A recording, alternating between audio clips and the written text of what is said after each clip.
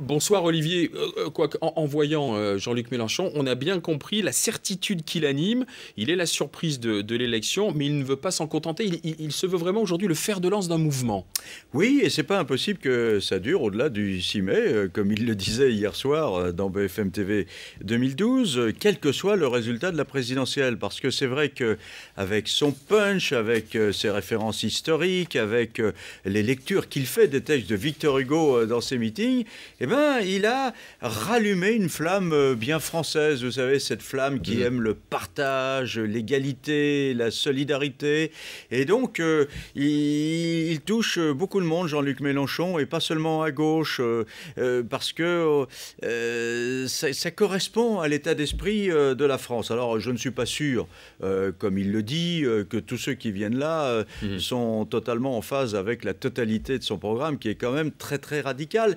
Mais c'est vrai qu'il y a une fraternité, une joie qui s'exprime dans les meetings de Jean-Luc Mélenchon. Il est bien possible que ceux qui y viennent aient envie que ça continue à exister au-delà du 6 mai. Alors donc, Mélenchon, la personnalité qui a marqué cette campagne. L'autre surprise de ces mois que l'on a vécu ensemble, ces mois de campagne, c'est que ce premier tour, finalement, se résume pour l'essentiel à un duel, la confrontation Hollande-Sarkozy. Oui, alors, souvenez-vous, au début, on a cru qu'on allait avoir un match à 4.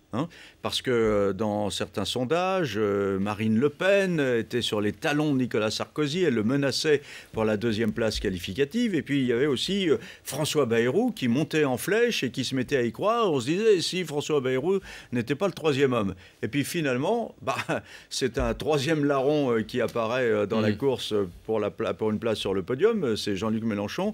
On vient de le voir. Et les deux favoris semblent absolument intouchables en tête dans les sondages. Enfin, c'est assez surprenant de voir à 2 semaines du premier tour que l'on en est arrivé là. Alors pourquoi, comment se fait-il que deux hommes dominent à ce point l'élection? Oui, alors c'est vrai que c'est surprenant parce que Nicolas Sarkozy n'a pas encore surmonté la totalité du rejet dont il fait encore l'objet, et on ne peut pas dire que François Hollande enthousiasme.